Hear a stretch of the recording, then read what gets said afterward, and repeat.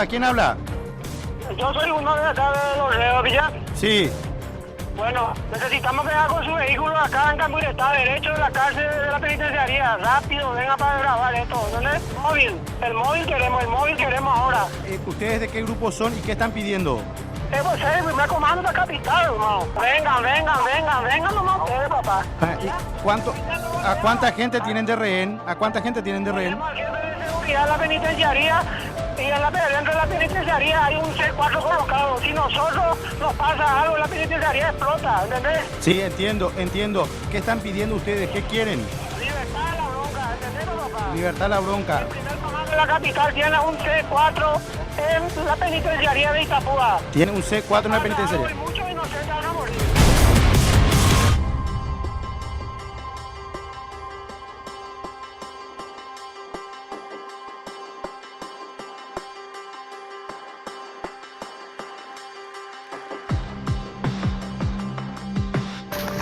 Vení de la prensa, vení acá a la cámara. Ahí de la cámara, de mañana. Ustedes le cortaron tu cámara, te apunta el receptor que apunta tu cámara. Quédense ustedes ahí. Yo di mi palabra. Quédense. Está a la mano izquierda, salí ahí. Salí, hijo, salí. Soy la policía, ¿no? No, ese no. Ya está. Vamos.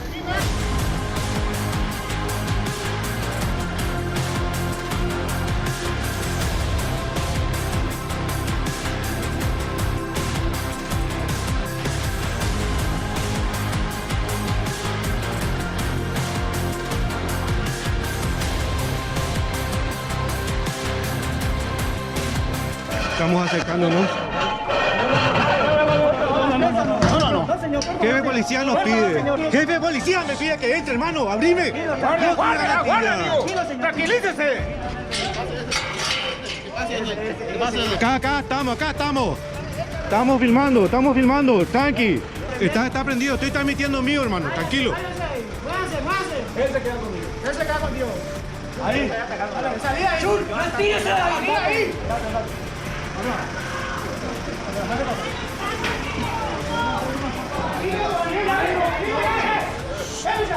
Hacia abajo estamos apuntando. No apunten por nosotros. Hacia abajo estamos apuntando.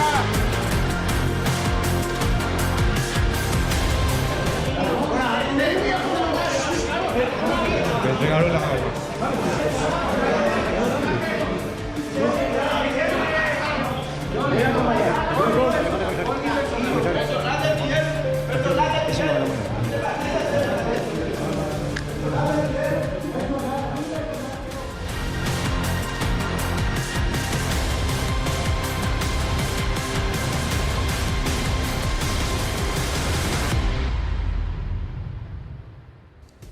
¿Qué tal? ¿Cómo están? Buenas noches. Bienvenidos, bienvenidas a esta edición de domingo de AM a través de NPI. Y por supuesto, la información más destacada tiene que ver con esto que sucedió en la penitenciaría de Itapúa. Toda la atención estuvo centrada en esas 4 horas de terror vividas en ese lugar, como veíamos en parte de este resumen que compartíamos al inicio nada más de esta edición de AM. ¿Cómo te va, Enrique? Buenas noches. Hola, Santi, mi saludo también a toda la teleaudiencia. Sí, increíble, porque además ya de todo lo que ya analizamos del sistema penitenciario con un montón de falencias, de la seguridad, de un sistema de emergencia que está vigente, que no está vigente, de armas, de noticias muy poco claras, también este material nos permitió darnos cuenta de que fue algo histórico el hecho de que se haya transmitido todo por Facebook y en vivo. O sea, ese futuro en transmisiones de cosas así que imaginábamos alguna vez, bueno, ya llegó. Sí. Vimos todo lo que pasó, la tensión, el camarógrafo, el periodista reconocían los dos que había riesgo de que en algún momento haya alguna ejecución o algo por el estilo. Bueno, increíble, algo que no se ha visto antes en nuestro país. Y hay muchas preguntas que quedan, sobre todo, ¿cuál es la estrategia que van a tomar con relación a el sistema de seguridad que van a emplear para evitar que miembros del PCC o de otros grupos, otras facciones criminales sigan tomando el control de las penitenciarías? En algún momento se había hablado de, además de declarar emergencia penitenciaria, que por cierto todos creíamos que ya estaba declarada, sí, pero en realidad otra vez falta el trámite ejecutivo como para poder declarar, y además de ese trámite falta la plata para poder llevar adelante la emergencia penitenciaria. Lo otro que plantean ahora es ponerlos a todos los PCC en un mismo lugar. Así mismo, algo que ya se había hablado antes, ya se había analizado los pros y los contras de esto también. Y repito, la poca claridad que hubo en la cárcel. Ya en la cárcel de Encarnación se los mudó a todos los PCC a un mismo pabellón. Había gente supuestamente que quería vengar cosas que habían ocurrido en Pedro Juan. Ya de vuelta teléfonos celulares que aparecen, armas, muy poca claridad. Lo que hizo la policía, dividiendo en dos el asunto, policía y penal. Lo que hizo la policía supimos todos, porque todo se vio, todo se transmitió. Pero nunca se supo qué fue lo que pasó dentro de la cárcel, de dónde sacaron las armas, cómo fue que ocurrió que 3 se fugaron, cómo tomaron el control de una penitenciaría, qué es lo que es el PCC. Esa conferencia de prensa que hizo el ministro de Justicia, Julio Javier Rivas, al decir, no, son delincuentes, no son delincuentes comunes, que son tan malos que no los podemos controlar. O sea, tenemos un problema grave que ya se venir hace rato, ya cuando ocurrió lo de Rafat en algún momento se habló con fuerza, miren que PCC va a penetrar, miren que hay una rivalidad con el Comando Vermelho. Bueno, se dejó que ocurra todo eso y ahora se volvió una situación aparentemente incontrolable. Le decía a nuestro compañero Elvio Acosta en la conferencia de prensa, se vio sobrepasado el ministro y eso dejaba ver con su rostro. Veíamos en parte de un resumen que compartíamos al inicio nada más, este material que guarda relación con cómo fue la historia completa. Pero nuestro compañero Iván Páez está en vivo en este momento desde Encarnación, precisamente frente al penal de Cerezos, en esa zona, en el radio, en el que finalmente todo se desarrolló, donde una maniobra del vehículo que utilizaban para escapar terminó siendo clave para que se frustre todo el plan. ¿Si no era por eso? Si no era por el vehículo y los inconvenientes que tuvo el vehículo, finalmente decían los propios encargados del sistema de seguridad y decía la propia víctima que iban a terminar probablemente en el río y él iba a terminar muerto. Él ejecutado. O sea, acá iba a morir probablemente él, probablemente el director, que parece que era el objetivo, que logró defenderse a balazos. Iban a huir por el río, no sabemos si iba a haber un rescate de vuelta. Hay algunas fechas que coinciden con celebraciones históricas del PCC. Bueno, si no fuera porque se descompuso el auto, capaz teníamos algo mucho más grave. Vamos hasta nuestro compañero Iván Páez, quien precisamente está ahí en el departamento de Itapúa. Iván, relatanos por favor esas horas de terror que se vivieron. Fueron 4 horas de terror vividas, además del miedo que generó toda esta situación en ese lugar. Buenas noches, adelante Iván. Sí, muy buenas noches, Santiago. Continuamos en Encarnación, lugar en donde desde el jueves se concentra la noticia, específicamente en la zona de Cambretá, en el penal conocido como El Cerezo, en donde el día jueves, cerca de las 16 horas, 3 soldados del PCC, reos de este penal, tomaron como rehén al jefe de seguridad del penal, Víctor Medina, quien a punta de pistola es obligado a salir del penal, y en el vehículo del mismo es que estos 3 criminales del PCC logran tomar la calle y allí se inician estas horas de tensión. Estamos hablando de 4 horas de miedo, de incertidumbre, porque lo que pretendían hacer estos 3 soldados del PCC con antecedentes ya por cuestiones similares a estas fugas de cárceles, casos de sicariato incluso, intentan huir, intentan llegar hasta el río Paraná para cruzar la frontera, pero en el trayecto a 3 kilómetros del penal aproximadamente, el vehículo en el que huían sufre un desperfecto. Incluso se habla de que el propio Víctor Medina, el jefe de seguridad que iba al mando del vehículo siempre a punta de pistola, imprime una velocidad exagerada para chocar contra una piedra y evitar que el vehículo pueda seguir avanzando, porque decía en su testimonio Medina que seguramente si estos criminales llegaban hasta el río, que era su objetivo para poder huir, allí iban a concretar su vida y seguramente lo iban a ultimar. Como el vehículo sufre este desperfecto, se inicia esta negociación. Los criminales piden la presencia de la prensa para que todo sea transmitido en vivo. Comienza la negociación. Primero solicitan otro vehículo a la policía para continuar su ida.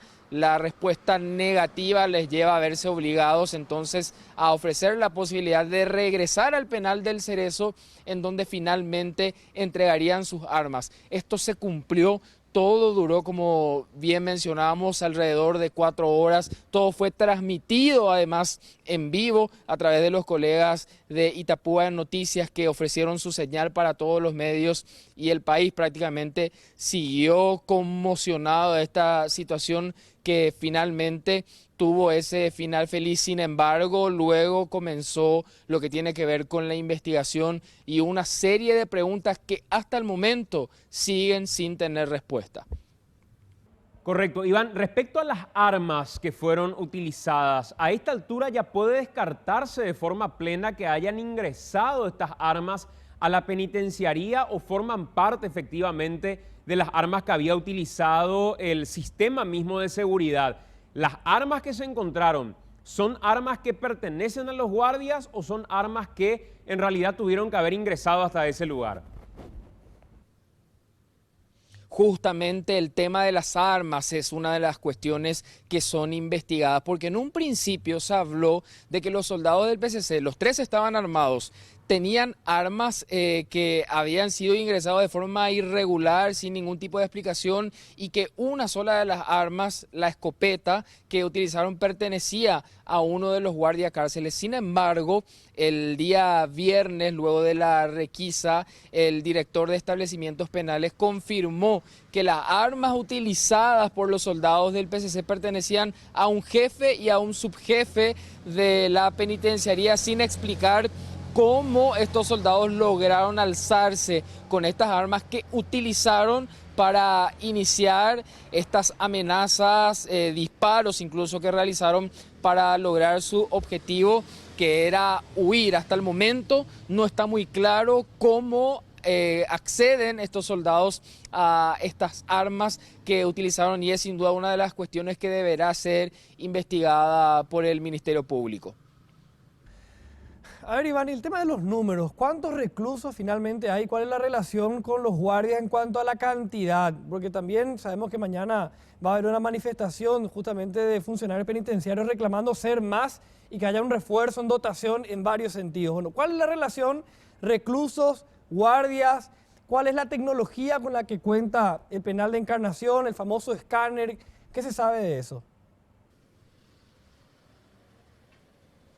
Efectivamente, la relación entre cantidad de reclusos y guardiacárceles sigue siendo abismal. El día jueves, cuando ocurría este hecho que ponía nuevamente en crisis el sistema penitenciario, estaban en total 19 guardiacárceles para resguardar a más de 1.200 reclusos. Y el propio ministro de Justicia, JJ Ríos, esa noche salía a reconocer que en el penal de Encarnación hay no más de 33 guardiacárceles que deben rotar en 3 turnos, mañana, tarde y noche, para resguardar la seguridad del penal, en donde hay más de 1.200 reclusos y entre ellos alrededor de 84 reos que pertenecen al primer comando capital de altísimo grado de peligrosidad. El viernes también, cuando salía el director de establecimientos penitenciarios,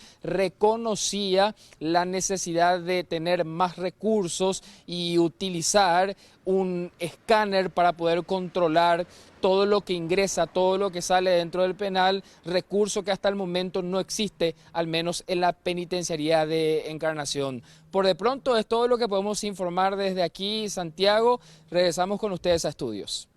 Muy bien, señor. Muchas gracias, Iván, por este reporte completo, el trabajo de los compañeros, por supuesto, ahí en Encarnación con todo esto que sucedió. Pero me gustaría, Enrique, volver a escuchar lo que se vivía en el momento ya de la llegada de los guardias de seguridad, o qué digo de los guardias, sí, de la policía que formaba parte del sistema de seguridad, en algo que bien lo destacabas al inicio. Hay que separar, por un lado, el sistema penitenciario y por otro lado, el trabajo de la policía, sí, donde lo que le tocó vivir al comisario que coordinó todo este operativo es una de cal y una de arena en su foja de servicio. Así mismo. Es el mismo comisario que estaba a cargo de la agrupación especializada cuando se dio el episodio de Piloto. Sí. Y es ahora el hombre que logra sacar un operativo de estas características y de manera positiva. Y la sanción aquella vez fue el traslado. Estaba ahí en Encarnación, ¿verdad? Y Ahora, por el contrario, cuando terminó todo este asunto, automáticamente salió un comunicado de comandancia felicitando al comisario por su labor. Y esa diferenciación entre cárcel y policía se encargaron los propios ministros de hacer. Cuando uno habla con Juan Ernesto Villamayor y le pregunta, dice, espera, eso le preguntás al ministro de Justicia, yo puedo hablar sobre la policía. Y lo mismo hace el ministro de Justicia, que de hecho habló muy poco hasta ahora, hizo una conferencia de prensa, después se llamó prácticamente a silencio, pero ellos mismos se encargan de hacer esa diferenciación de procedimientos. Uno que vimos todos, sabemos lo que pasó, el otro que sabemos muy poco. Veamos esta parte en la que ya iban llegando hasta la penitenciaría y se transmitió absolutamente todo en vivo. El momento en el que llegan los reclusos que tenían de rehén a este jefe de seguridad y ya cuando ingresan a la celda finalmente, que fue la parte que no habíamos visto anteriormente en todo este compendio que se había compartido, porque la transmisión en un momento se corta. Se cortó. Justo cuando llegó el momento que iban a bajar los secuestradores con el rehén, se cortó la transmisión. Algunos especulan que fue una cuestión propia de señal, otros porque había supuestamente un corta señal en la cárcel, cosa que nos cuesta creer porque había 6 celulares, ¿verdad? ¿Para qué va a haber un corta señal si evidentemente, o sea, ahí no estaba funcionando, ¿verdad? Hasta ese momento al menos. Veamos parte de eso que sucedía, con eso vamos a la pausa y a la vuelta tenemos más en esta edición de AM. Vamos, tranquilo, no hay nada, pues ya vengo a hacer el siguiente ofrecimiento. Vamos a hablar ahí. Se está acercando la policía. Vení el de la prensa, vení acá a la cámara. Ahí es la cámara, te mañana se mostró. Poné de costado tu cámara, que apunta el reflector que apunta tu cámara. Tu cámara está apunta. ¿Está bien? Ahí. Bueno. No, ustedes se quedan. Ustedes se quedan, sí. Están a ver costado. Quieren que nos quedemos aquí. Solamente puede acercarse nuestro camarógrafo. Piden que se acerque con las manos arriba. Que corra al monte, que se quede. Quédense ahí, señores. Quédense. Quédense ustedes ahí. Yo di mi palabra. Quédense. Está a la mano izquierda, salí ahí. Salí al monte. Salí, mi hijo, salí. ¿Qué se ande? Coge la policía, ¿no? No, ese no. Ya está. Baba, Vení más. baba, sende. Baba, ese. Bueno, tranquilo. Señores. Hay uno que está en el monte.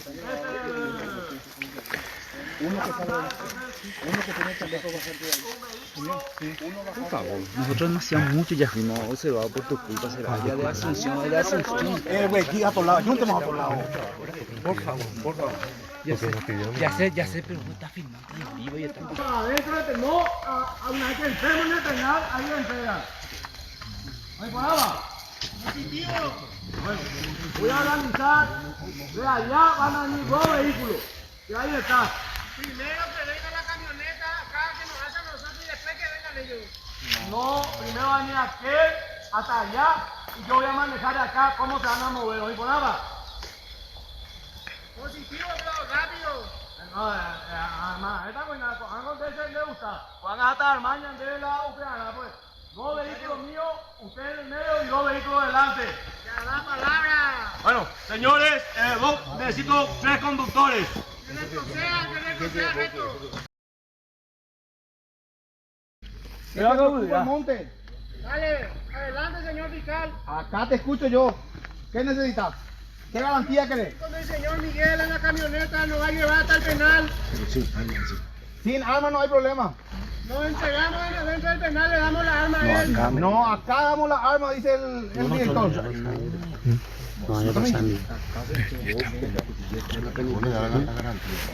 Señor.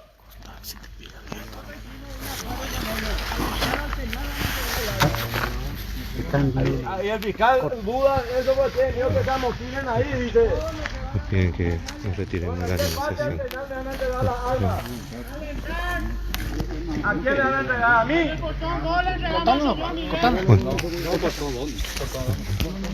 Nos piden que no tramitamos amigos.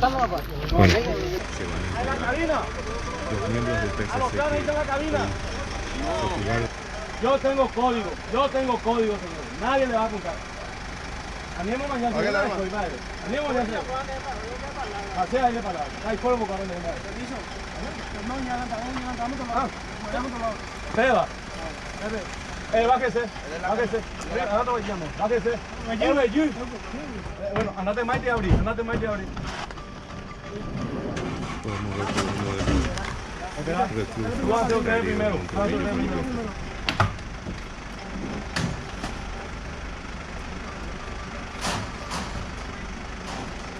¿Cómo tú? Ahí nomás abrí para que me pueda escuchar. Vení despacito para que se pueda lanzar.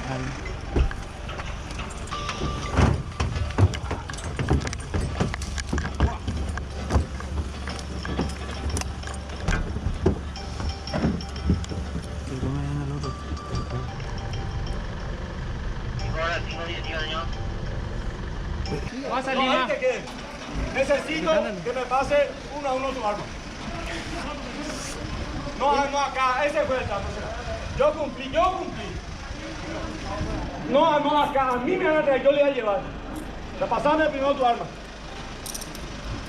¡Abro!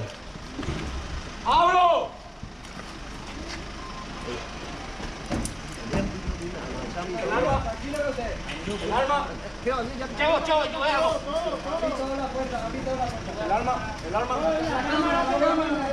Acá está la cámara. Acá está la cámara, tranquilo. Lo llevo a tu arma. Está prendido, estoy transmitiendo mío, hermano, tranquilo. Él se queda conmigo. Ponete frente mío. Te voy a pasar cuando te ponga frente mío. Bajate el escalón. Ahí le vemos a Miguel, está bien. Enseñando en este momento. Ahí está bien. Ahí vas a dar un paso, ¿será? Un paso. Ahí. Un paso. Déjenme a mí. Salí vos. ¡Sal de ahí! ¡Retírese de ahí! Ahí. Salí ahí. ¡Retírese de ahí! Andate.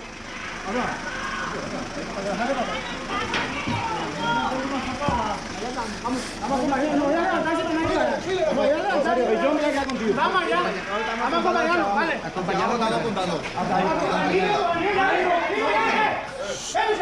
Hacia abajo estamos apuntando, no apunte por nosotros, hacia abajo estamos apuntando. No apunte por ahí, hacia abajo estamos apuntando. Obedezca mi voz de mando. Ahora necesito.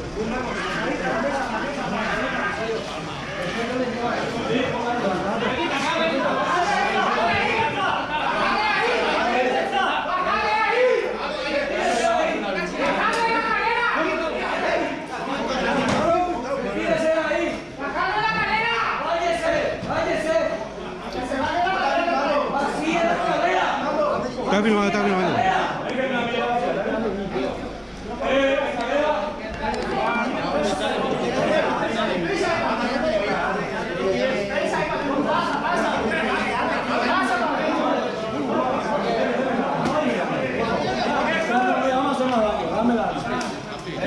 Quédense ahí, señores. ¡Ey! ¡Déjenme a mí!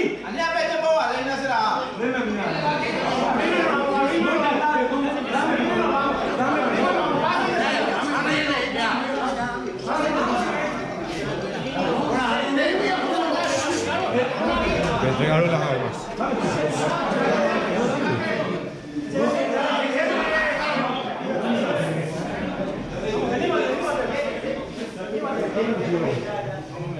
Él no va a llevar tal padre. Esperen.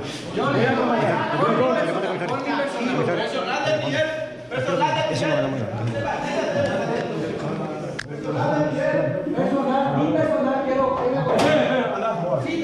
Sin arma. Otro personal penitenciario. No, ya no estamos bien. Sin arma.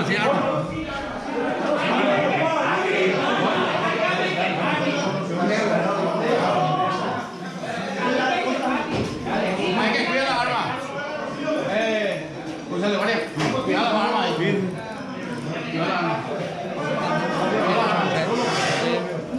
Ya está ya de día tu compañero. Sí, ¿qué me pidió? Porque ¿No quiere que entre? ¿No quiere que el entre? director está ahí, no llama.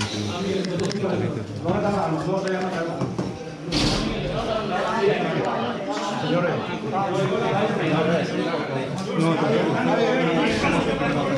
Muchas gracias. Muchas gracias.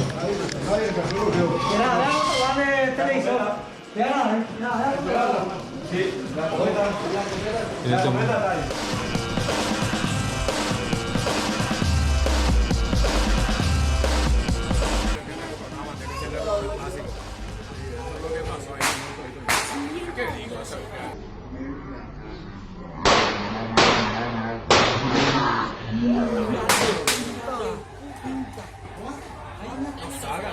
No salgan nada.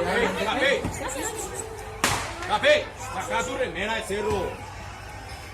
Saca tu remera. Ahí va. Sin remera.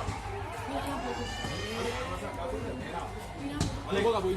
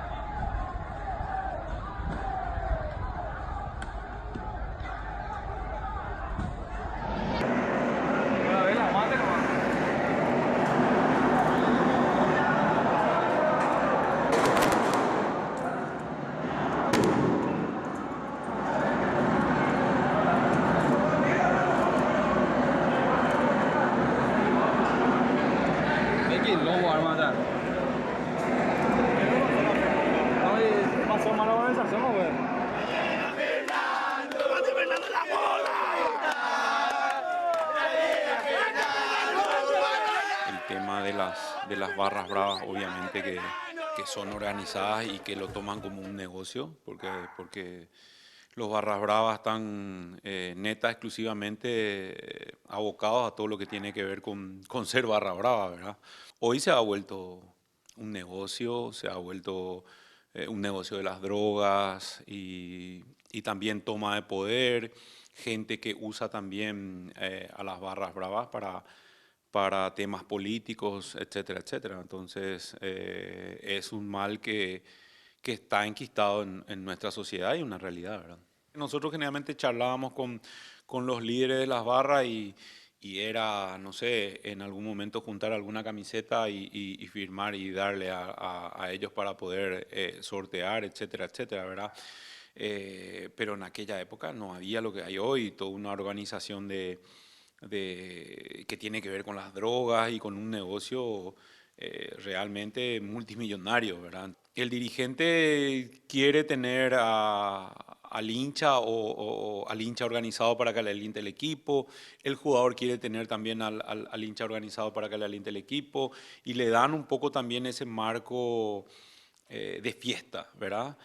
Pero yo creo que eso debe estar regulado y lo que sí nos damos cuenta es que nadie quiere agarrar esa responsabilidad, ¿verdad? Los dirigentes no quieren agarrar la responsabilidad y muchas autoridades también, ¿verdad? ¿Te consta que haya salido plata alguna vez de dirigentes deportivos o de clubes propiamente para financiar a las barras? No, o sea, sí para todo lo que tiene que ver con un evento de un partido importante a nivel internacional, sí, claro, para las bombas, los petardos, la serpentina y ese tipo de cosas, para los mosaicos, sí, eso sí me consta, pero porque es parte del espectáculo, pero así dar dinero al barra como para que con eso realmente le pueda comprar fidelidad, no, nunca vi, no me contaron. En un momento, no recuerdo si fue el año pasado o antepasado, el jugador colombiano Walter Escobar llegó a decir que vos le habías pedido incluso a él que le dé plata a las barras y que le dé camisetas a las barras.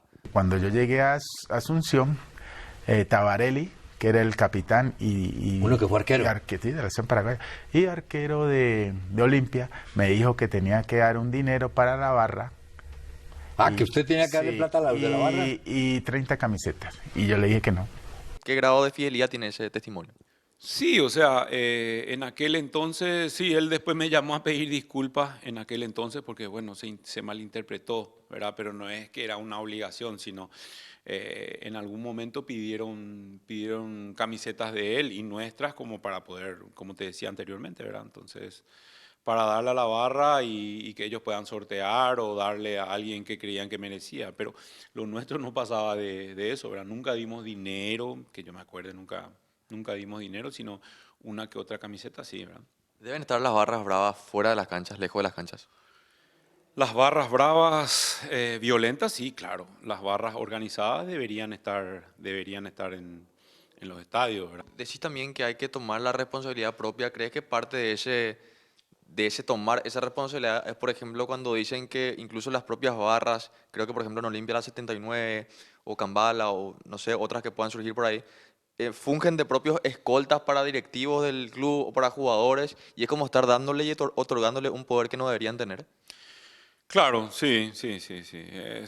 Es un poder que no deberían tener, pero también se tiene eso como escudo de protección porque no se encuentra también esa protección de parte de la policía, ¿verdad? Entonces es mejor tenerle a la gente que tenés ahí cerca y conocida que malo por conocer. Entonces es una cadena de cosas otra vez, pero claro, eso no, cada uno debe cumplir su rol dentro de este engranaje del fútbol y las barras obviamente tienen que estar organizadas, pero para alentar al equipo, ¿verdad?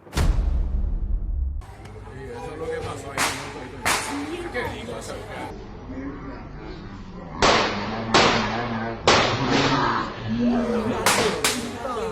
Yo creo que lo que tiene que hacerse es buscar hacerse justicia. Tienen que buscar quiénes son los responsables de lo que hizo pasar, lo que pasó el viernes, que creó un miedo, instaló una especie de tristeza alrededor de lo que es el futsal. Alguien habla por ahí de que tenemos que solicitar se prohíban, que se jueguen a puerta cerrada, sin hinchada. Eso no es viable en Sudamérica. No es viable. La fiesta en Sudamérica está siendo reclamada por muchos clubes alrededor de todo lo que estamos en el fútbol. Futsal FIFA hoy es una categoría profesional, ya no es un deporte amateur. El Club Cerro Porteño cuenta con una lista ya de personas identificadas como violentas a las que se le puede hacer un seguimiento. Una de mis primeras acciones a consecuencia de un amistoso que habíamos tenido con el Atlético Tucumán en casa. El primer torneo, el torneo de apertura, tuvimos un amistoso para cerrar la pretemporada y tuvimos incidentes dentro de la cancha. Dentro del entusiasmo de ser nuestro primer partido como comisión directiva, creo que nos equivocamos en no darle el 110% de la seguridad y pasaron cosas.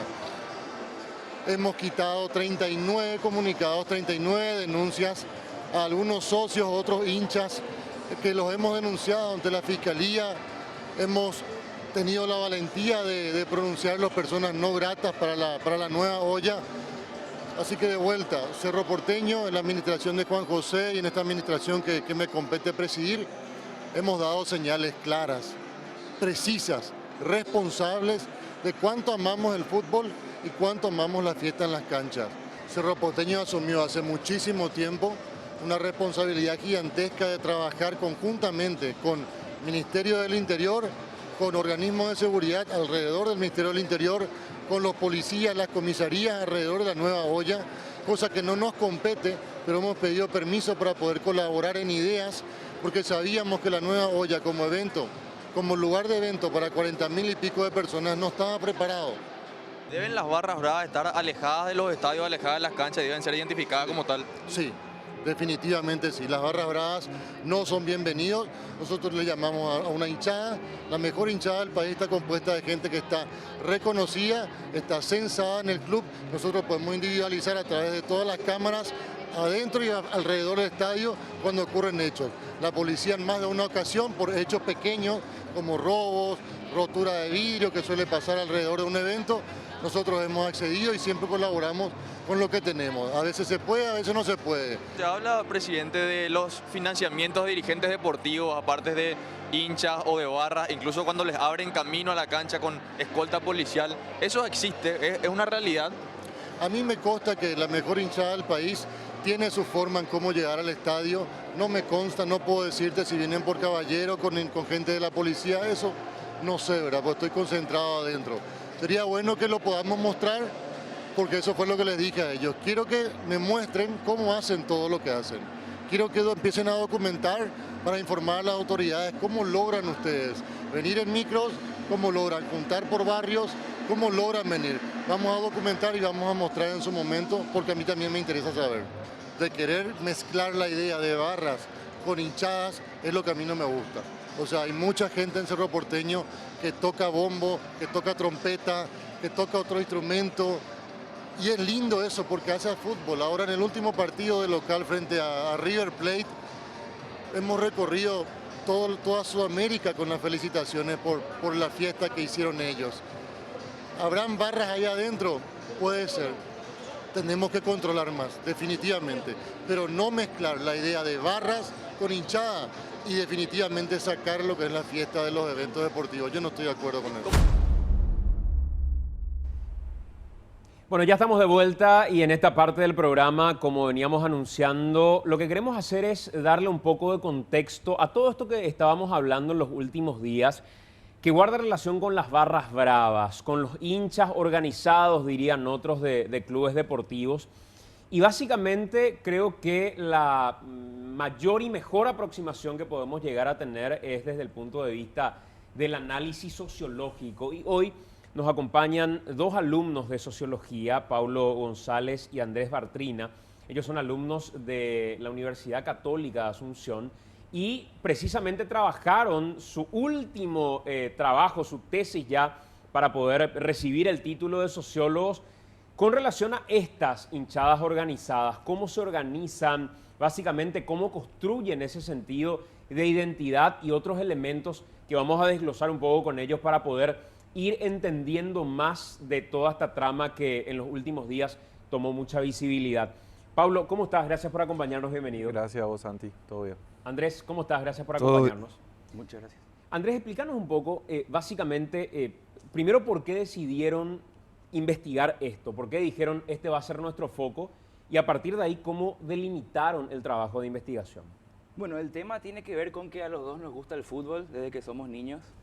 Y cuando empezamos a estudiar sociología, habían ciertos temas como el punk o cosas así, que nos sorprendió mucho ver que ya habían trabajos científicos que analizaban esos temas. Y nos dimos cuenta que sobre fútbol había, pero no en Paraguay. Entonces, a partir de ahí, lo que quisimos fue, en base a toda la teoría o todos los trabajos que ya existen en otros lugares del continente, darle un poco una mirada paraguaya al asunto para entender las particularidades que tiene el fenómeno en nuestro país. O sea, respecto a las hinchadas en particular y cómo se organizan, ¿no había un trabajo previo que ustedes hayan identificado, Pablo? No. En la región se viene estudiando el tema hace más de 20 años. Ahora comenzó con grupos de antropólogos en Argentina y Brasil que como crearon esta corriente y este campo de investigación. Nosotros en los últimos años de facultad, como los dos en serio somos muy de cancha, yo voy a la cancha desde que tengo 4 años, él también, y vamos a gradería, o sea, es un fenómeno, vos estás en la cancha y ves, ¿verdad? Te llama la atención y cuando estás de afuera no podés entender del todo porque sabes que tenés que estar ahí, tenés que pertenecer, tenés que tener acceso a cierta información. Entonces por ese lado, empezando a estudiar sociología, 3er, 4 año, estábamos teniendo que pensar hacia dónde va a ir la tesis de grado. Dijimos, bueno, este es un fenómeno, no hay nada al respecto, vamos a tratar de dar un aporte. Y bueno, la tesis es más que nada exploratoria, es descriptiva, es como un primer lanzamiento del tema en Paraguay, que esperamos que a partir de esto se empiece a hacer más foco en estos fenómenos y brindar un poco más de herramientas para la comprensión, ¿verdad? Cuando dice Paulo que es exploratoria, que es descriptiva, básicamente, ¿qué significa eso en el análisis que hacen ustedes? Exploratorio significa que no hay antecedentes, o sea, como no hay antecedentes sobre el tema en nuestro país, lo que hacemos es una primera aproximación al mismo. O sea, no hablamos de verdades universales, o sea, no tenemos la panacea sobre el tema, sino que es un primer aproximamiento como para empezar a abrir un camino y nada, que se desarrolle posteriormente estudios más profundos sobre el tema. Descriptiva porque nuestro único ánimo al estar acercándonos a algo que es bastante nuevo es describir cómo funciona, no hacer demasiados juicios de valor o intentar cambiar demasiado, sino describir cómo funcionan hoy en día las hinchadas organizadas. Es cualitativa porque nosotros no hicimos encuestas, o sea, no buscamos variables dependientes o independientes, sino que nos aproximamos más que nada a las percepciones, a los sentidos que los propios actores le dan a sus acciones. No es una cuestión estadística, no, digamos, una cuestión sino estadística. Es una cuestión de observación más. Hicimos entrevistas en profundidad, hicimos grupos focales, yo hice observación participante con la barra de Cerro varios años, o sea que es más o menos va por ese lado. ¿Verdad? Pablo, vos dijiste en algún momento, uno no se mete así porque sí nada más, hablaste y diste un término, pertenecer. Sí. ¿Cuáles fueron las dificultades del trabajo para, después de ir como hincha originalmente y decir esto nosotros queremos investigar, ir acercándote desde la visión de un sociólogo para aquellos que estaban en las hinchadas y de por ahí decían, pero acá nos están haciendo más preguntas de las que imaginamos? O sea, ¿cómo entras no solo a pertenecer, sino que a analizarlos desde el punto de vista investigativo? Bueno, ahí tenés, es como eso de la sociología, tratar de, vos sos objeto y sujeto de estudio más o menos, entonces para eso tenés herramientas teóricas y a mí personalmente no me fue tan complicado porque yo voy a la cancha hace mucho tiempo, le conozco a mucha gente de la hinchada, a mucha gente de la barra, entonces por ahí tuve cierta confianza, digamos, o sea, y los muchachos sabían mi objetivo, ¿verdad? Es cuestión de también ser un poco transparente y decir, claro, a mí me interesa entender, no para juzgarles, no vengo acá para hacer un juicio de valor y después sacar algo que hable mal de ustedes. Yo quiero tratar de mostrar las cosas como son. Y vos hablando con gente de la hinchada, con gente de la barra, yo sé que hay todo un estigma para la sociedad, todos son delincuentes, todos luego tienen demasiados problemas y no se adaptan a la sociedad, pero son personas que están adaptadas, muchos son referentes comunitarios, muchos son referentes barriales, entonces se puede hablar con ellos, se puede conocer muchas cosas, ¿verdad? Al punto de que, bueno, más adelante vamos a ir hablando un poco de cómo vemos nosotros la violencia, cómo entendemos y cómo ellos entienden, ¿verdad? O sea, nosotros hacemos un resumen de eso y cómo en la identidad de la organización hay muchos elementos que te ayudan a echar luz de cómo podés avanzar en solucionar ciertos problemas, ¿verdad? Me decían hace rato que hay 3 elementos que ustedes tomaron como para poder analizar y hacer este trabajo. Sí. Uno de esos primeros elementos tiene que ver con la construcción de identidad. Sí. ¿Cómo van construyendo identidad? ¿Cómo se identifican para decir, nosotros pertenecemos a este grupo en particular? Porque incluso si uno dice, pertenecen a partir de sus clubes, no solo pertenecen a partir de sus clubes, pertenecen probablemente a partir de sus zonas. Claro. En el caso de ciertos clubes, otra vez, hay divisiones y facciones que identifican a un grupo y a otro. ¿Cómo construyen esa identidad?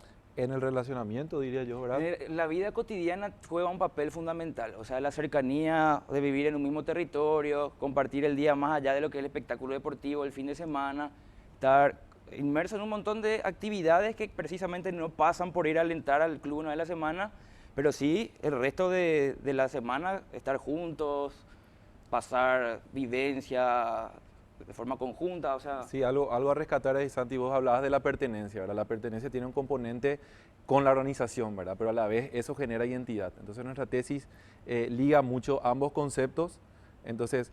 El motivo de la organización de la barra se ve mucho en la prensa que dicen ellos se organizan para delinquir, pero la teoría social y los trabajos que vienen avanzando en el tema hace tiempo dicen que en realidad se organizan de alguna manera para pertenecer, ¿verdad? Para ir a alentar al equipo, pero no solamente para alentar al equipo, sino para en el barrio tener un núcleo de pertenencia. Tenemos que entender que un elevado porcentaje de los miembros de barra viven en comunidades muy vulnerables, no tienen acceso ni a servicios ni a diversas opciones de ocio. Hablando con entrevistas, por ejemplo, te puedo contar una entrevista que fue fundamental para nosotros. Un referente de la barra Olimpia nos decía, yo no me voy al EXA, ¿verdad? Yo no tengo otro espacio, ¿verdad? Para mí, mi familia, todo lo que yo viví es mi grupo de mi barrio, ¿verdad? De mi zona. Era un referente de los Maputá.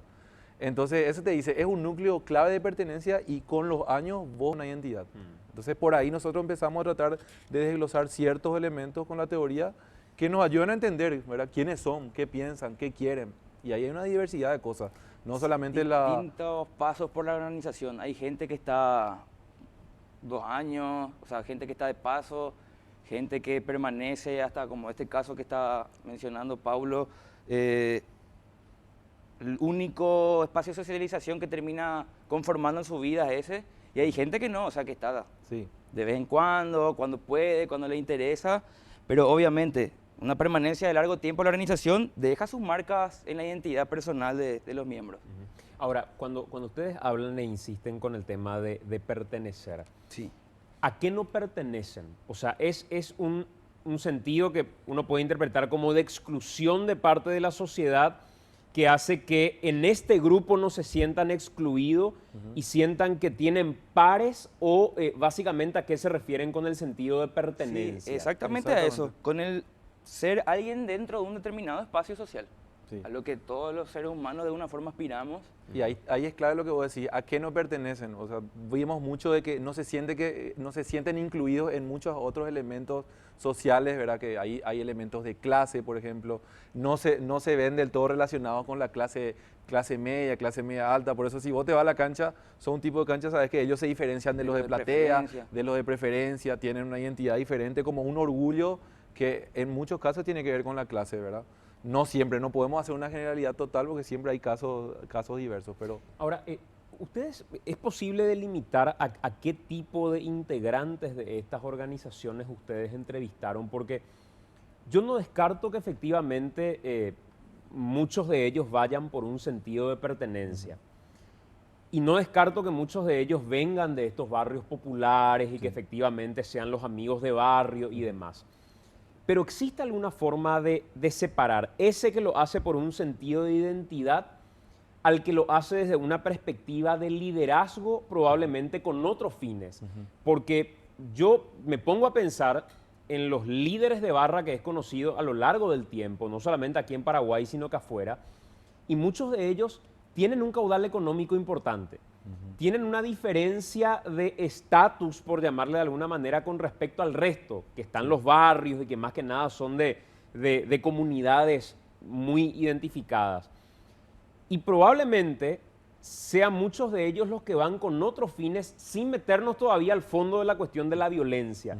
Pero ¿a qué tipo de hinchas ustedes básicamente identifican o asocian cuando dicen pertenecen y van por sentido de pertenencia? Y realmente a todos, aunque por supuesto, esa gran masa que son el 80-90%, que son las bandas, por decirlo, los pibes,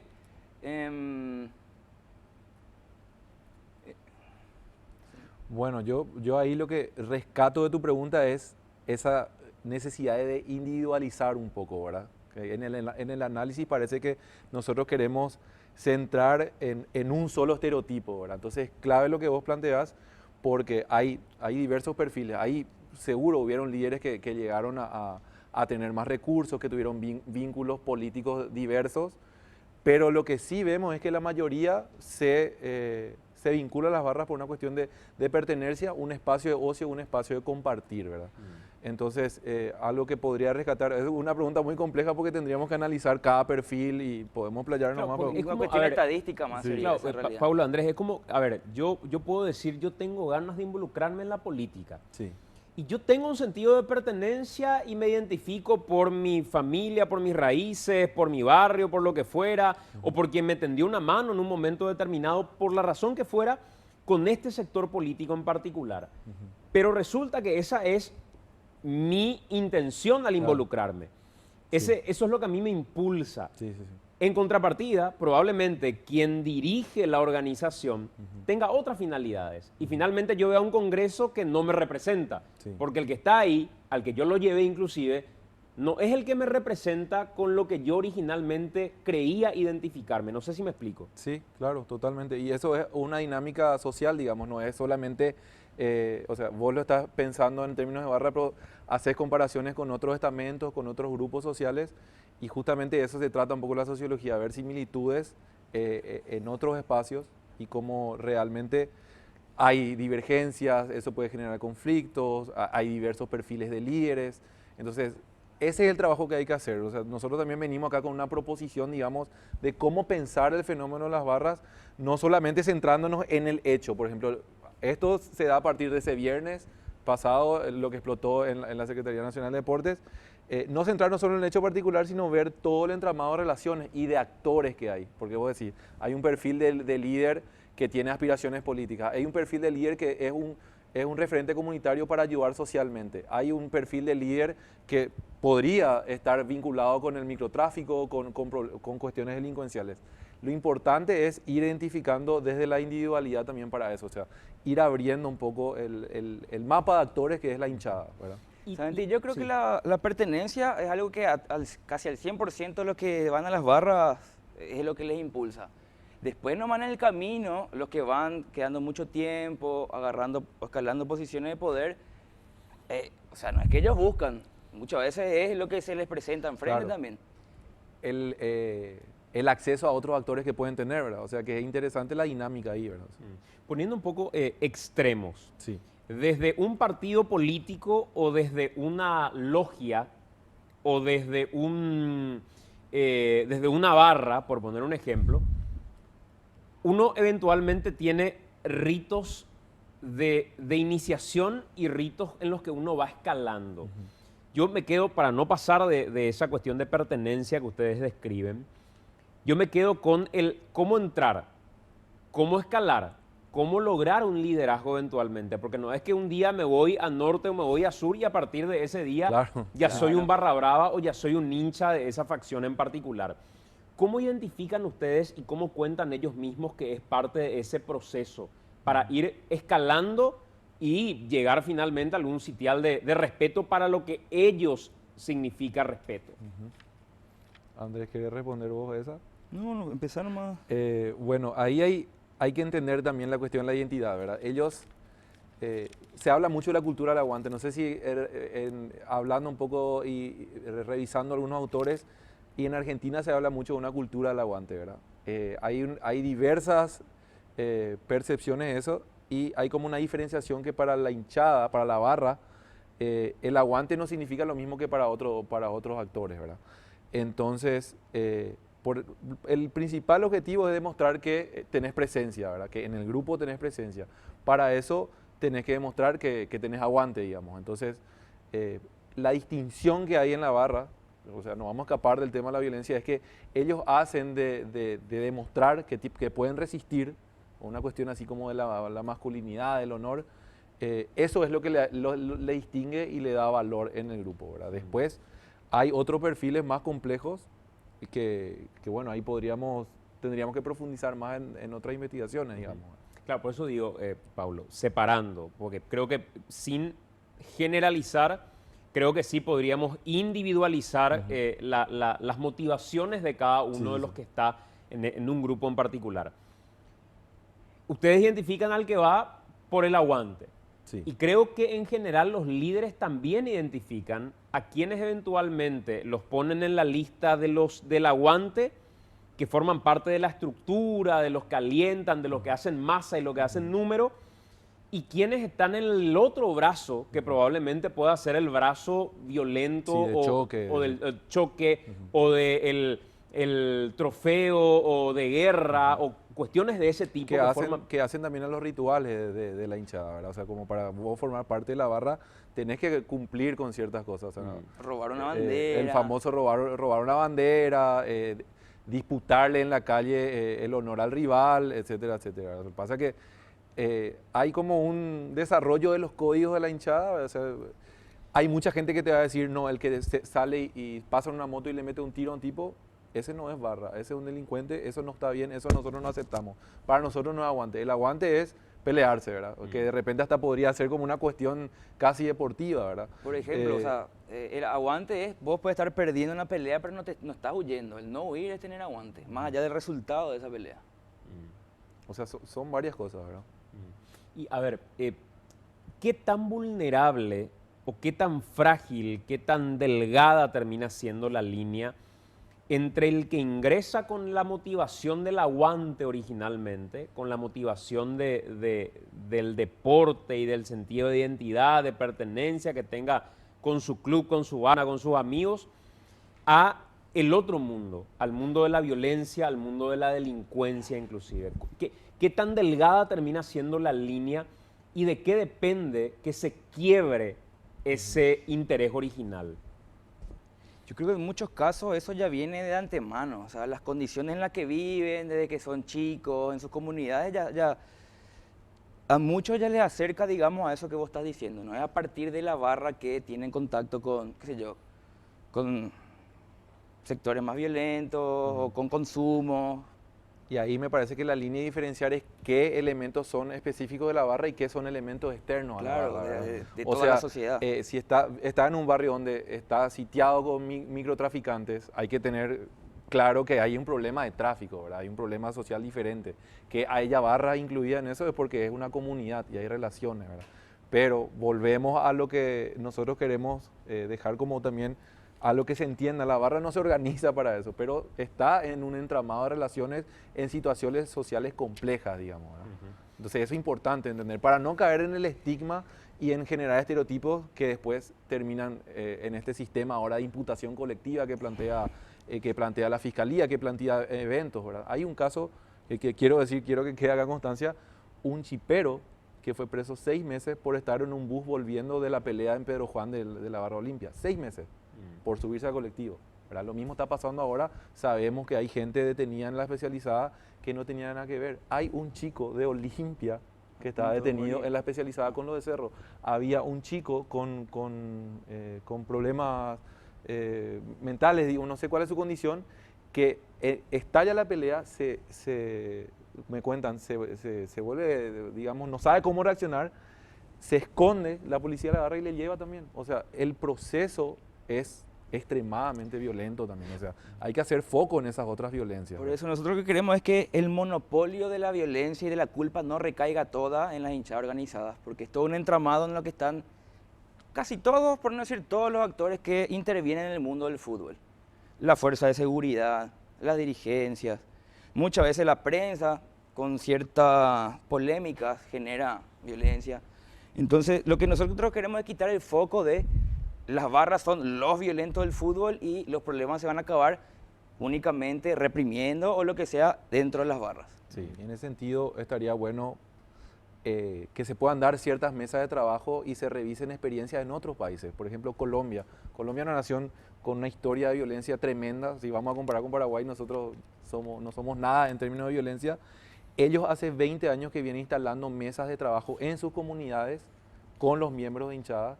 Y ahora, después de casi 20 años, se están viendo frutos, se están viendo eventos en que las hinchadas comparten sus bombos tocando juntos, hacen llamados a la paz. La hinchada mismo se encarga de la seguridad en las graderías, por ejemplo.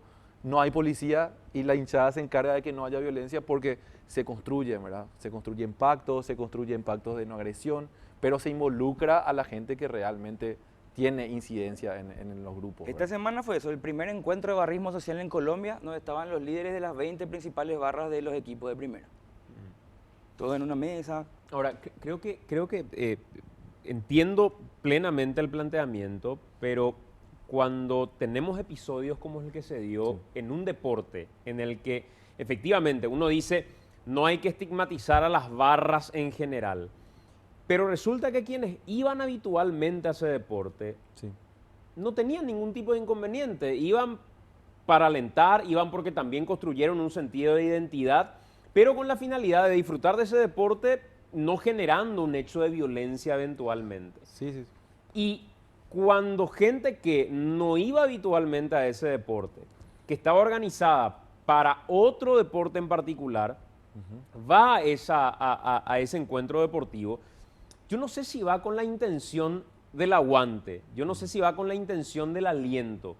Yo creo que ya eran viejas rencillas o algún pase de factura que eventualmente había que hacer y eligieron ese escenario en particular. Entonces, ¿cómo hacer para decirle al resto de la sociedad, por favor, seamos cautos y no metamos a todos en el mismo lugar porque son algunos nada más? O sea, cuando sus propios líderes están identificados o como cuando, eso que puede ser muy bueno en Colombia, que mencionás que los propios hinchas organizados forman parte del esquema de seguridad, acá me viene a la mente gente que hoy, en algunos clubes en particular, forma parte también del esquema de seguridad, pero actúa con violencia.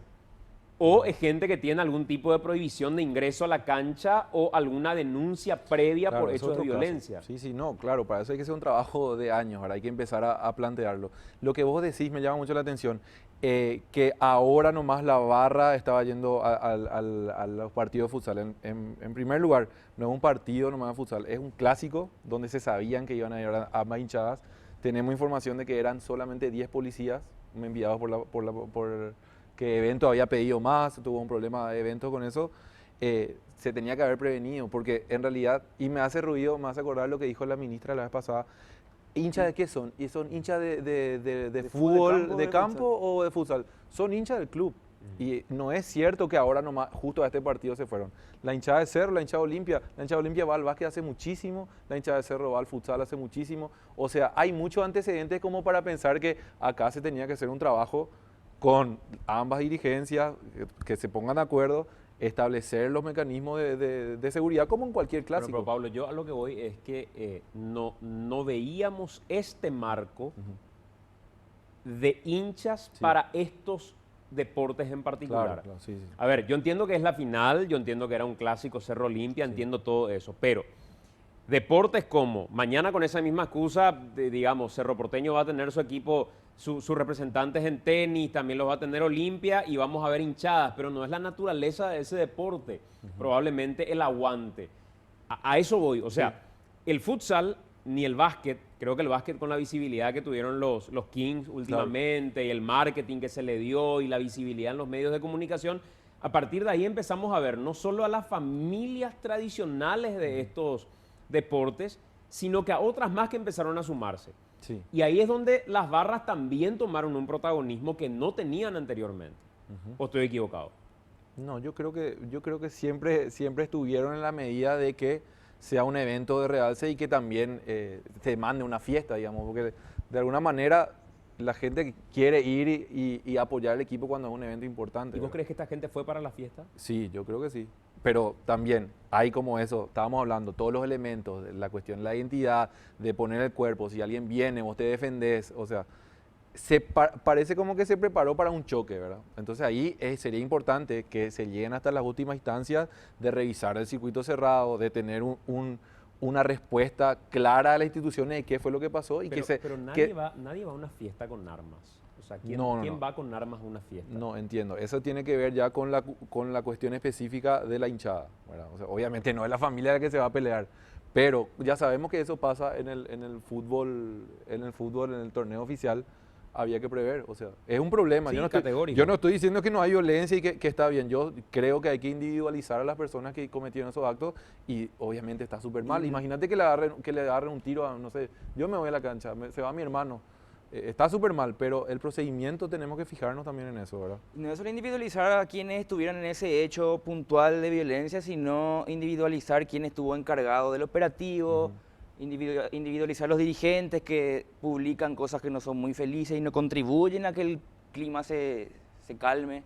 O sea, insisto con lo mismo, sacar el foco que únicamente los miembros de la hinchada son violentos y son los únicos que tienen ese monopolio, y ver otro tipo de violencia que ejercen también los otros actores y que tienen su cuota de responsabilidad y que quedan impunes nada más. Porque es muy fácil siempre culparle a la gente con menos recursos, que no se va a poder defender, que va a perder un mes en un operativo, centro de detención. Claro. Ahí es donde el otro día, y también quería preguntarles, el otro día decía en nuestro canal el ministro de la Senat, Arnaldo Yucio, que ellos tenían identificados a hinchas organizados que formaban parte de estructuras de microtráfico en realidad. Y cuando le reclamaba a algunos dirigentes y le decía públicamente, los dirigentes son los financistas de estos grupos, me decían algunos de ellos, es iluso pensar que nosotros podamos ser los financistas. Ponete a calcular cuánto cuesta en un año mantener sus buses, mantener su presencia en los estadios. Eso cuesta mucha plata, me decía. Y la realidad es que parte de estos líderes que sostienen su liderazgo en las masas, en los que probablemente van por un sentido de aguante, de identidad o lo que fuera, vienen y compran de una las entradas. ¿Con qué dinero? Con el dinero que les genera el microtráfico. No con el dinero de alguna hamburgueseada que hacen para pagar el colectivo o para pagar.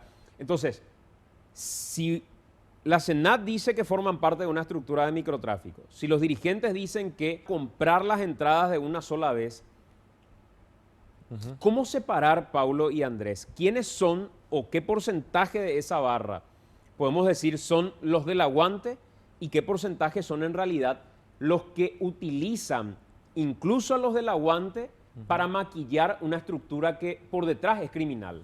Sí, a mí ahí lo que me hace ruido es si tienen esos datos, o sea, ¿por qué no se llevan a cabo procesos, identificar y sacar a esa gente, ¿verdad? ¿Por qué no lo hacen? Y yo te puedo responder lo de cómo compran las entradas. Hay un proceso en Cerro hace varios años que la hinchada tiene que comprar su entrada. O sea, no hay entrada a favor. En todo caso, hay una disminución del costo, ¿verdad? Por argumento de que los muchachos no tienen casi recursos y demás, pero se organizan en serio y se paga la entrada. O sea, yo tengo experiencia así porque lo vengo trabajando con la hinchada de Cerro hace mucho tiempo. Puede ser también lo que vos decís, pero estaría bueno que se pruebe, ¿verdad? Estaría bueno que las autoridades en ese sentido hagan su trabajo. O sea, nosotros ya como, digamos, como sociólogos, no sé si podemos llegar a analizar e investigar esos temas, pero estamos de acuerdo en que se tiene que poner el foco en esas personas también. Y con quienes dependen esas entradas, en todo caso hay que averiguar qué más probablemente sepan. Sí. Y, a ver, ustedes, por eso yo lo que no identifico en general es el punto de separación entre un perfil y otro, porque como en toda la sociedad hay algunos que van por el interés de lo que decía hace rato, el partido político o lo que fuera, y los otros que van para tener impunidad. Pongo otro ejemplo, la gente que va a una iglesia. La gente que va a una iglesia. Hay gente, y conocimos últimamente, políticos que van a la iglesia pero lo utilizan como una fachada. En contrapartida, vos lo ves todos los días utilizando a sus caseros de oro, pagan con recursos públicos a gente que les vale limpia la pileta y qué sé yo. Para mí esa gente utiliza la iglesia como una fachada. Yo podría decir, bueno, pues son religiosos, van en realidad por su fe y qué sé yo, y creo que no, o sea, creo que en realidad van como una especie de muro entre lo que son y lo que pretenden ser. Sí. ¿Cómo logramos separar esos intereses en la barra? Pues yo, honestamente, me identifico directo. Veo rostros como el de Trote, veo rostros como el de líderes anteriores. Zoilo en su momento de Cerro, o Gato en su momento del Olimpia. Y veo gente que probablemente maneja otro tipo de estructuras, no precisamente la estructura del aguante. No sé, yo creo que hay que individualizar, creo que hay que volver a eso, ¿verdad? Casos así, que se investiguen en todo caso. Yo le conozco a Zoilo, te puedo decir, él tuvo un problema de salud hace poco, él estuvo sin recursos, sin apoyo de nadie, tuvo que juntar de donde sea, como casi como la famosa apoyada porque tenía una operación, ¿verdad? Yo le conozco a él, puedo dar fe en ese sentido, ¿verdad? O sea, conozco su casa, o sea, no vive lujosamente, o sea, me parece que hay que desmitificar un poco eso y lo que se sabe, que salga a la luz, digamos, ¿verdad? O sea, hay que hacer el trabajo de transparentar y que todos los actores se pongan de acuerdo en ser serios en lo que dicen y comprobar lo que dicen también, ¿verdad? Y la gente que está con causa, que tiene algo que esconder, digamos, bueno, que pague. Eso, a mí lo que me molesta mucho es que se hable un poco sin saber, ¿verdad? Y la sociología en ese sentido a nosotros nos dio esa herramienta de acercarnos y conocer a los personajes, ¿verdad? Pero por eso es que... Sin defender a nadie, o sea... Claro, pero por eso les insisto, Paulo. Sí. También, probablemente ustedes no lo puedan decir porque finalmente no son investigadores en términos policiales, ¿verdad? Claro, pero no somos policías. Ustedes también saben que así como hoy pretenden con estadísticas, o más que con estadísticas, con toda la observación y la investigación que hicieron, instalar que también hay gente que en realidad solo va por el aguante.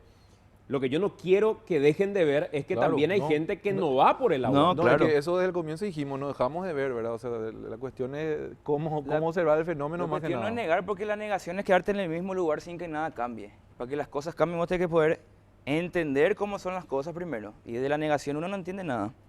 Yo lo que quería decir es que realmente es muy difícil hacer esa separación. ¿Quién está ahí por el aguante? ¿Quién está ahí por otra cuestión?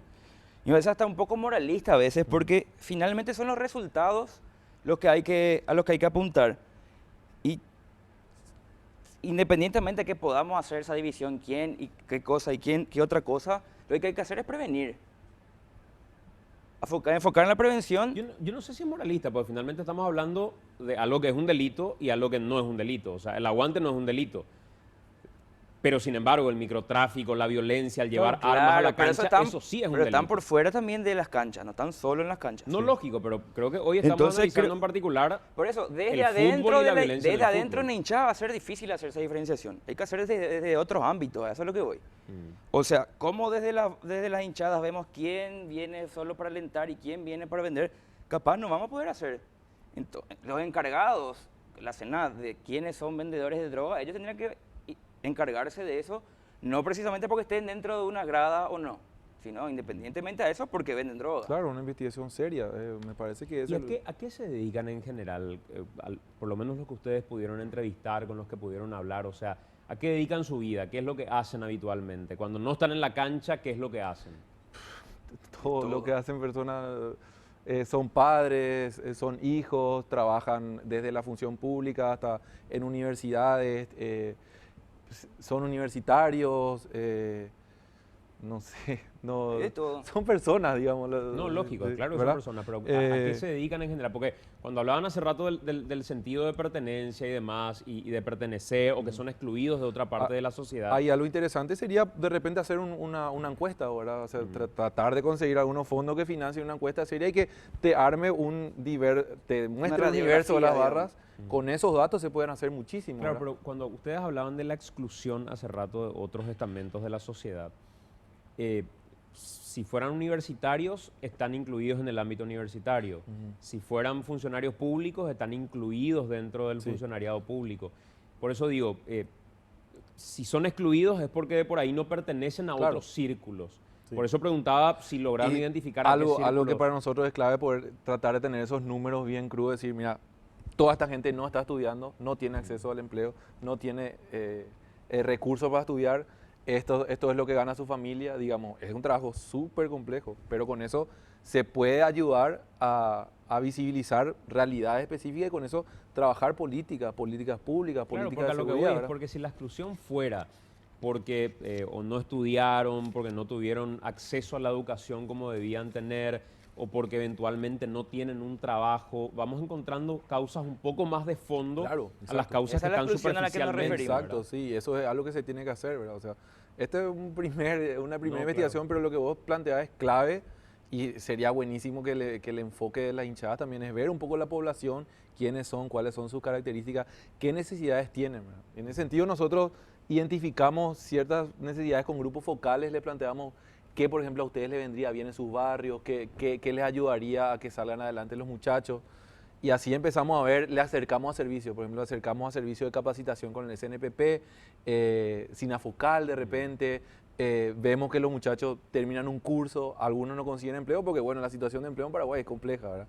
Pero los que consiguen abren un poco su espectro de acción, o sea, eso que vos decís es súper interesante, ¿verdad? Estaría bueno que se plantee y bueno, ojalá algún día el Estado pueda tener un censo que no sea solamente sacarle el nombre, el apellido y para saber cuando pasa algo a quién le metemos preso, sino un censo de conocer su realidad social, socioeconómica y a partir de ahí pensar, bueno, este es un problema que tiene muchas aristas, ¿verdad? O sea, bueno, Pablo, Andrés, ¿algo más que quieran referir respecto al estudio, a las conclusiones ya a modo de cierre? Y para nosotros siempre lo más importante desde las ciencias sociales nos dimos cuenta es cuando se va a formular una política pública o cualquier cuestión así, ya dijimos varias veces acá, es importante que estén los actores involucrados, los principales, no quiero decir beneficiarios de las políticas, pero para quienes están hechas.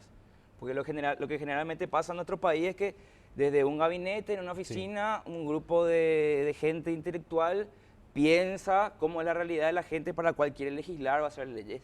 O, sí, programas sociales, lo que sea, sin tener en cuenta sus necesidades reales y su voz. Nuestra sugerencia, si se puede decir de alguna forma, es eso, identificar referentes de los grupos de las hinchadas organizadas que sean referentes en sus comunidades y con quienes se pueda contar para tener de primera mano información sobre cómo es la realidad de la comunidad y un montón de cuestiones que solamente ellos... Que estén en el proceso de pueden dar. construcción y no en una última reunión para validar un operativo policial, ¿verdad? Y Que estar solo realmente, para la foto. que realmente se le tome en cuenta y que se les considere sujetos de derecho, ¿verdad? O sea, las hinchadas, los miembros de la barra son sujetos de derecho. No puede ser que estén imputados colectivamente 170 personas y que no se sepa nada. O sea, ahora recién en estas semanas vimos que el Ministerio de Defensa Pública se apersonó, se fueron dando charlas a los muchachos. Ese tipo de cosas tienen que hacer. Ellos tienen que saber sus derechos. No saben cómo actuar, no tienen acceso a un defensor público. O sea, vimos en estos días que llegaban abogados y le querían sacar tajadas, le pedían dinero. Muchos son vulnerables, ¿verdad? No todos, o sea, hay que entender que hay otros que a quienes no vamos a justificar, no se trata de eso, ¿verdad? Pero como es lo que más se ataca, entonces queremos también hacer el foco en lo otro. Pablo, Andrés, gracias por acompañarnos. Gracias. Muy amable. Tenemos que hacer una pausa. A la vuelta de la pausa continuamos con más en esta edición de AM.